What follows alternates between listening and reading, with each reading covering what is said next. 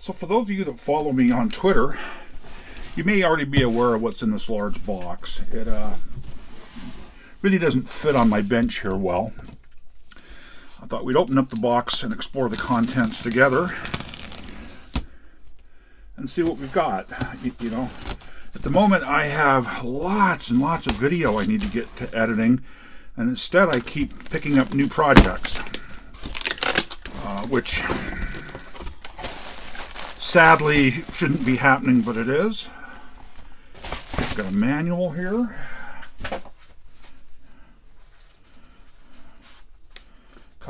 Three floppies that I don't know what they are. So there's the big reveal what it is. MicroMate User's Guide. There's 3 floppies here that, like I say, I don't know what is on them. I have no idea the operational status of this. There was a couple of serial cables in the picture.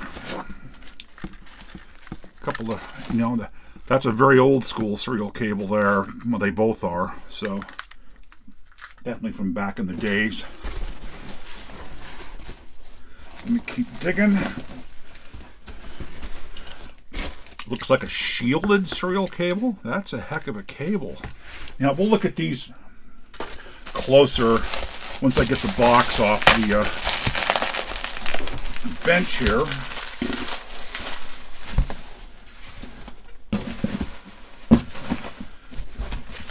That seems to be everything in the box.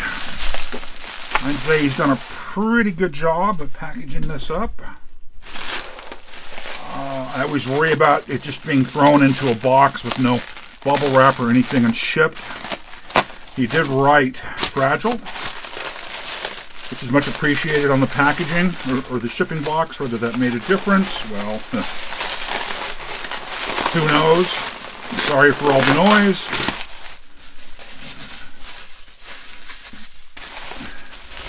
It's bigger than I expected, but that's not actually a surprise given what it is. So, interesting. Let's get... Oh, it is cold. It's been in a cold place.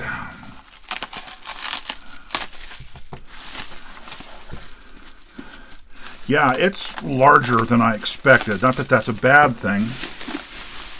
Just based on the pictures, I had assumed it was the same basic size as like a Tandy Radio Shack Model 1 or color computer external floppy drive. And it's definitely larger than that. Let's see if I can spot something here to use for comparison. So I just happen to have a base out of a drive that size here. And you can see that width-wise, it's the same as what would be, you know, a Tandy Model 1 or Model 3. Like I said, this is the same form factor. It's just a spare chassis that's been laying around, and this is definitely bigger, which again isn't a problem. So it's got a single 400K floppy drive, reset power, terminal. So it you know, it's ran off a serial terminal. Apparently they sold a QUME terminal with it. It's a CPM machine.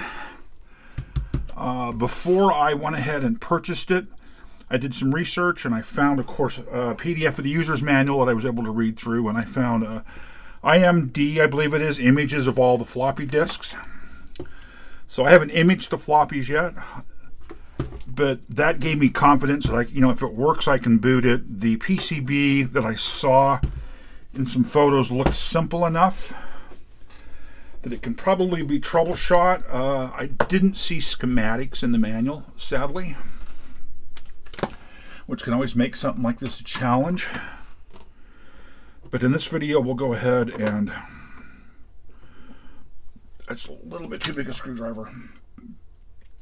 And remove the screws. So this screw was already loose, which always concerns me with somebody in here and just quickly threw it back together. This one loose as well.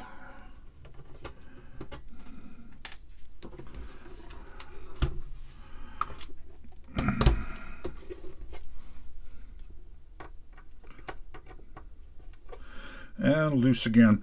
This was sold as non-working, I believe. I think it was sold as no way to test, power LED comes on. That was about it, I think. So let's go ahead. This cover should lift off. Let me set it aside here someplace. So we have an enclosed switching power supply, a very standard floppy drive here. I recognize it even though at the moment I don't know what brand it is. I've worked on many of these drives over the years. I think it's the same style drive that either came out of my Model 4P or that I ended up putting in the Model 4P to get it working.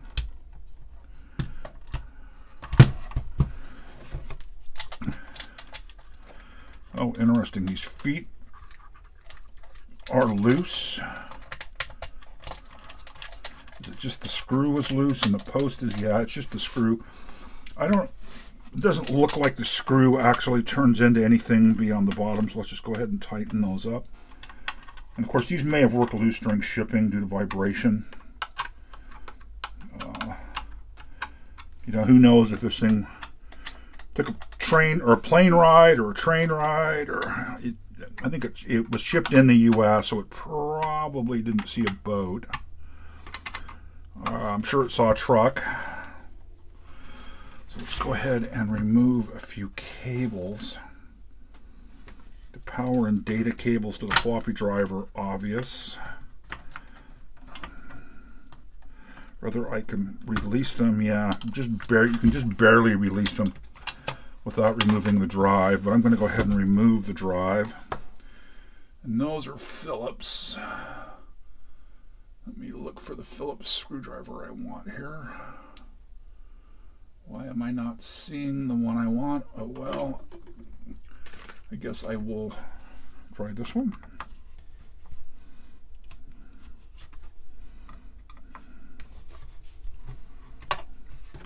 Okay, you may have saw the drive move there, which is a good sign. I suspect the only two screws holding it in are through the bottom of the case here. So the Phillips are drive mounting the flats for the case mounting. That drive is now loose. And we'll pull out, oh, look at that. I know it's got 128K of RAM, so those are going to be 64K. MK4164-15 or 150 nanosecond.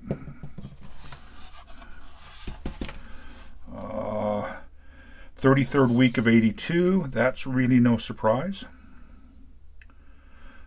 The power LED is keyed. The reset switch is keyed.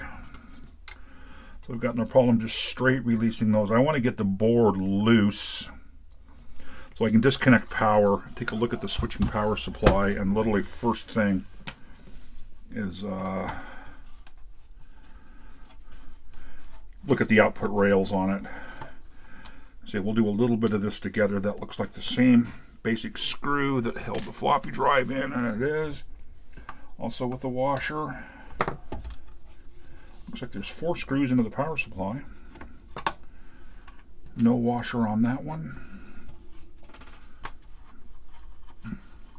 Yeah, this little board is really testament to how quickly the technology was evolving. Just a few years prior to this, to get 128K of RAM would have been at least 2 64K S100 cards, or 4 32K or 8 16K cards to get this amount of RAM. I mean, and then you'd have a floppy controller in the S100 machine and a CPU and an I/O card, and all of that is on this one board here. So that should lift out at this point.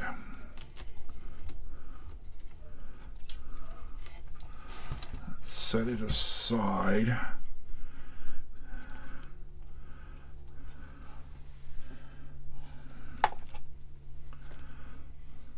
So that's one serial port there. Trying to dig down here too. Oh, isn't that interesting how they've mounted that? Boy, do I hate how they did that, but it works.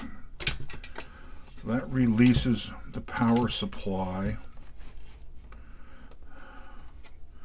Let's get this other serial ribbon cable off. And take a look at what we've got. So I'm going to rotate it around here so that all the markings are upright.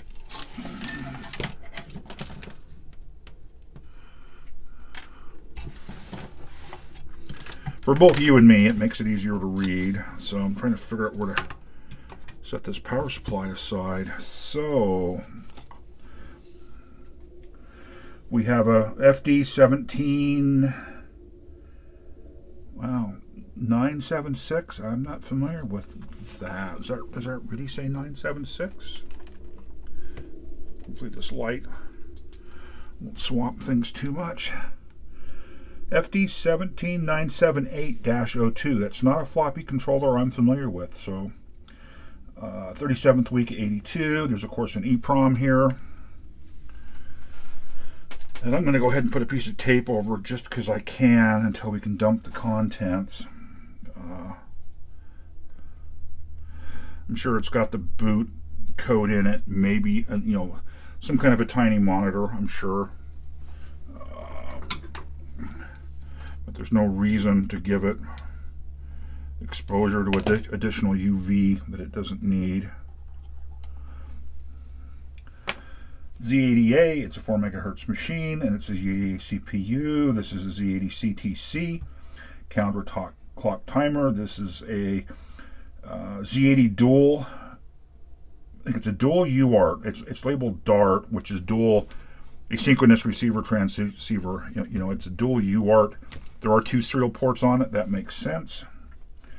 The 1488s are socketed. The 1489s aren't. That's interesting. We'll have to look at the back of the board and see if there's been rework. The 1488 and 1489 are an RS-232 driver receiver pair.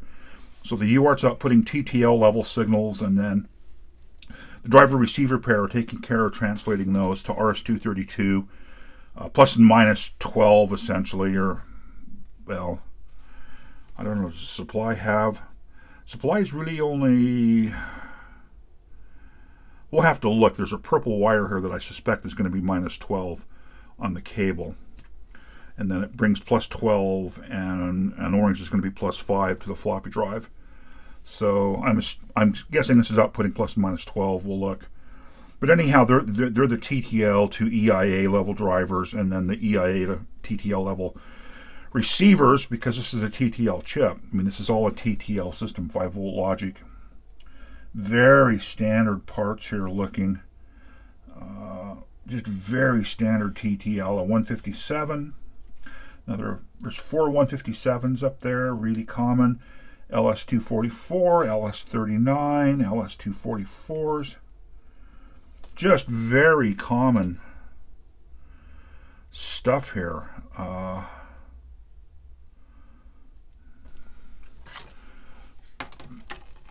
Look to see what it's going to take to release that board, and whether I can do it without removing these cables. Is there any markings on the power supply? Just on the board, yeah. Purple's labeled minus 12. Black is ground. The orange is plus 12. And the red is plus 5, and there's a no connect. So it's exactly what I expected to see. Plus and minus 12. Plus 5. So I'm going to assume it's a new enough switcher that it doesn't need load to wake up. I'm taking a look down through. I don't see any bulging caps. I don't see anything exploded. I don't see any REFA caps waiting to fail. Yeah, the tops of all the electrolytics look fine. I don't think that's an electrolytic there. Well, crud. I say that, and then I spot something down in there. But I don't honestly know. So let's go ahead and take the top off this. Looks like this screw. I almost feel like that's the wrong Phillips. Yeah, it was too small for these.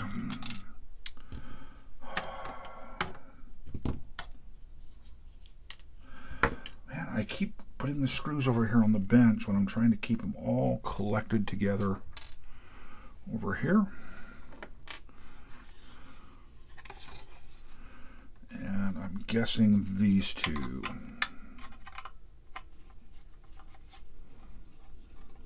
Yeah, there's something in there that might be an inductor or might be a capacitor in really poor shape.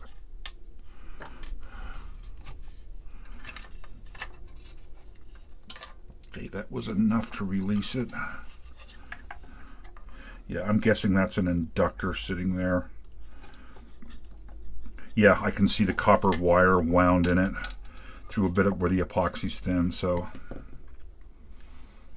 see all the capacitors look flat on top. I don't see any evidence of doming except for the large filter cap here, which has just air trapped in the sleeve. So that is 470 microfarad, 200 volt. This is a new enough generation supply. I would expect it to have a bleeder resistor.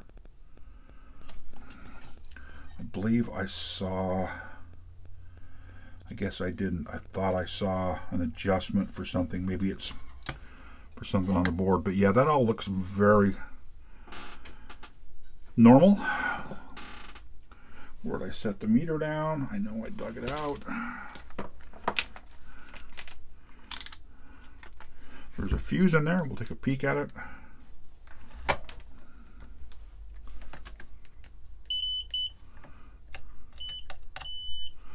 Fuse is okay. Can I leave that set there safely? I sure can. We're on volts. Black is common. I would expect to find +5 here. I don't want that falling down in there. Switch position there is off. No smoke or fire, and 5.02 volts. Most excellent. So that looks absolutely fine. I expect to find +12 on the orange here. I think we confirmed that on the silk screen, and also the fact that the floppy connector has +5 on one end, +12 on the other, and the two center ones are usually ground. And there's an orange going to the +12 side. So I'm expecting to find +12 volts here. 12.00, nice and regulated. The purple, as I guessed, will be -12. Yep, negative sign's lit, -12. The sound of arcing inside of that switch concerned me. I must have closed that right at the high point on the AC sine wave. Or it was something else. -12.2, it's absolutely fine. There's nothing wrong with where the voltages are on the system. Of course, I've now got a charged power supply. I'm sure that large bulk incoming cap is holding some charge. You can see that the LED is still lit because there's nothing to bleed it off at this point. We can actually bleed it off by going to low Z on the meter, and hopefully I can dissipate this fairly safely through the meter. It would be my luck to blow it up. Am I on the wrong jacks here? I thought low Z.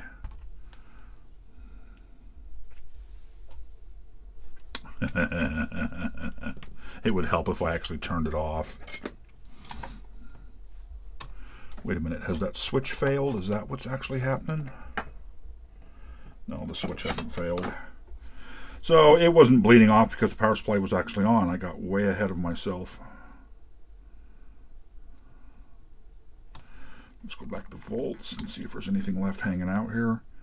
No, nope, doesn't mean that that large filter cap there isn't charged. It could well still be holding a charge, but it's effectively protected by the metal bottom. So I feel safe to put this back on.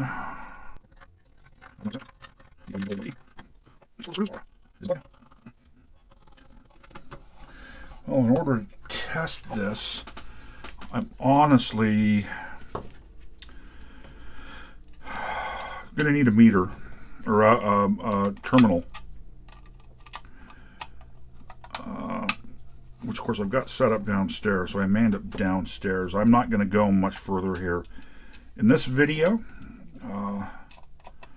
we've taken a look inside, we've torn things down, we've verified that the raw output of the power supply looks fine. I guess at this point we could check voltages under load.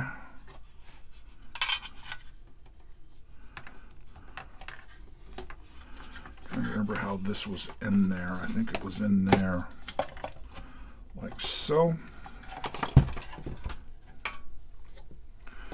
And it was Phillips screw with a washer on it.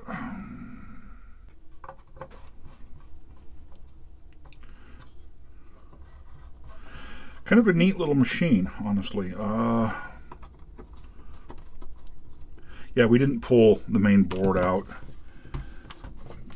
I kind of decided against it. One thing I do see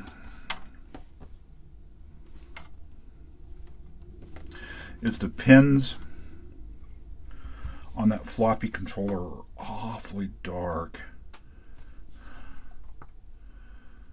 The other chips all look fine. I may want to clean those pins while I have it open and the cables not in place, but I don't know with the power supply in place if I can get into that chip. I guess I can. Oh yeah, you see what those pins look like? Yeah.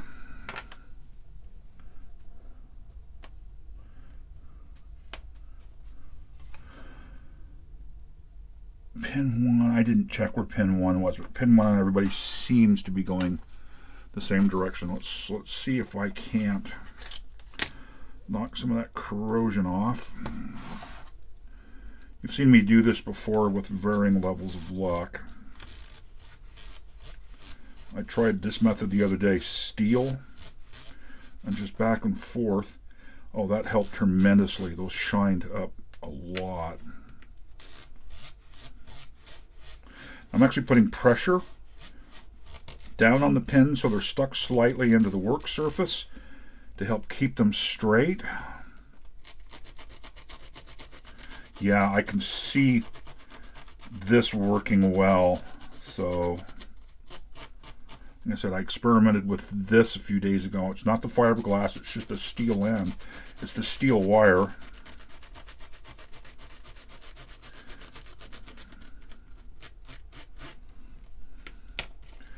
And that really seems to have helped. I hate using the fiberglass one because little bits of fiberglass break off and they get stuck in my fingers and they itch. And so that all looks fine. I'm going to take a hint from Adrian's Digital Basement. I've never actually, I don't typically put deoxit in sockets, but based on the amount of oxide that was on those pins, I'm going to go ahead and put it in. Kind of push it around here so it kind of wicks down into the holes in the socket. These doesn't have a TI logo on the top of it. And 83 I think is new enough that the really cheap single white TI sockets had well fallen out of favor. What's that logo on it? DA, I have no idea. So it's wiped off the top. I have decent looking pins. The pins all feel like they've engaged in the socket. The part is reseated.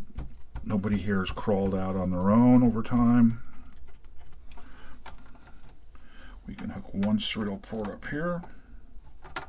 Maybe.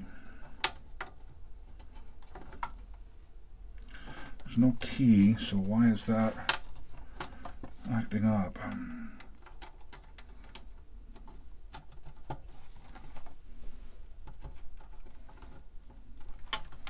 Oh, there's a bent pin.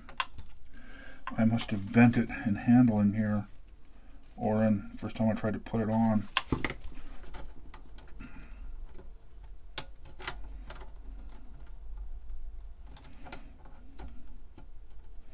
Wow, what is up with that?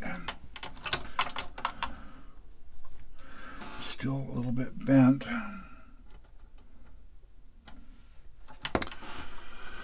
Oh, let me get a wrap tool here, because this is one of the easier tools to use to straighten a pin out.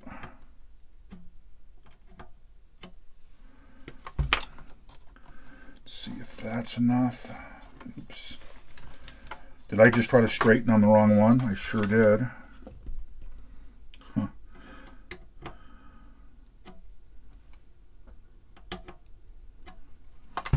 That looks better. This is just an old school wire wrapping tool, but it works well for what you just saw me do for straightening up pins.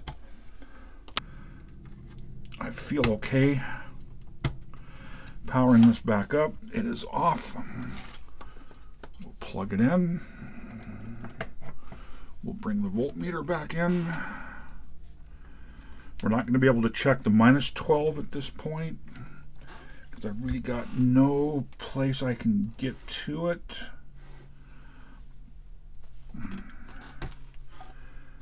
Now I think I can get to it there. So let me reference ground up here. Maybe. Volts. Hopefully this is on camera.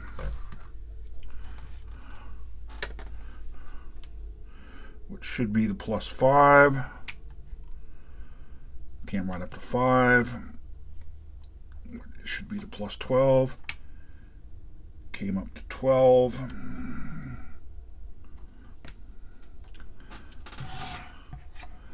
Let's see if I can get the probe in there onto what should be the -12. And -12. So the rails, power rails come up and are identical to what we saw without load. So I'm satisfied the power supply is okay.